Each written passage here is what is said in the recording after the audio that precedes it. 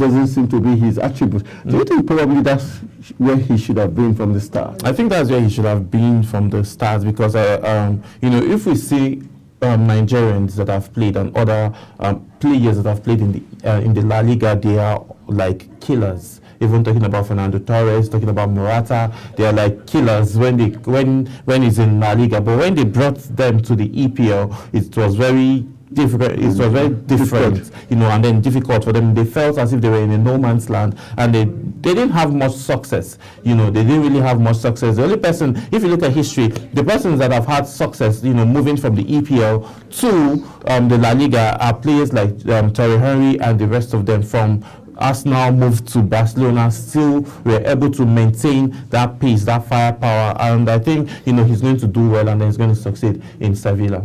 All right, let's hope Kelechi Iheanacho will finally get it right in Sevilla. And let's move on to let's take it to Stamford Bridge, where Enzo Fernandez is now back with the Chelsea squad in the United States, 2 weeks after the £106.8 million midfielder sparked a racism storm with a video uploaded to his Instagram during the Argentina's Copa America celebrations. Meanwhile, Fernandez arrived in Atlanta on Monday and immediately apologized to his teammates in person. He had been in constant contact with players since publicly and privately saying sorry for filming himself and fellow members of the Argentine national team singing an offensive song about their French counterpart. Fernandez voluntarily offered to make a contribution to the anti-discriminatory charity in recognition of his misjudgment, which impressed his Blues bosses. The club have also privately pledged to match that donation via their charitable arm, the Chelsea Foundation.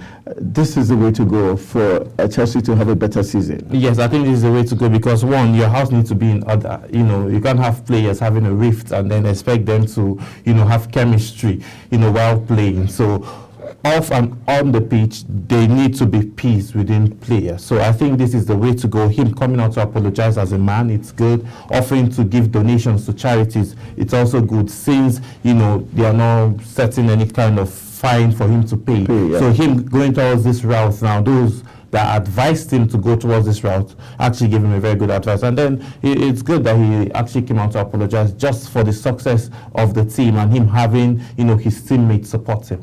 All right, you can tell that today's news roundup is orchestrated by a Chelsea fan. We're still having more Chelsea stories coming from Stamford Bridge, where Chelsea coaches are trying desperately to find a position for Ben Chilwell, as his skill set is not seen as entirely suited for Enzo Maresca's system of choice, casting some doubt on the England fullback's future. Chilwell is at his best when bombing down the left hand side, but Maresca's fullbacks will be expected to move into midfield. Meanwhile, the 27-year-old went unused in Chelsea's last friendly 4-1 loss to Celtic and has been linked with being sold this summer amid concerns that he would struggle in Everton. He is considered a good character to have in the dressing room and is under contract until 2027, but Chelsea's preseason preparations have indicated that he would not be a preferred choice in the upcoming campaign. Maresca spoke with journalists in Atlanta about Chilwell, and but coaches seem to do this all the time. But don't you think it's better for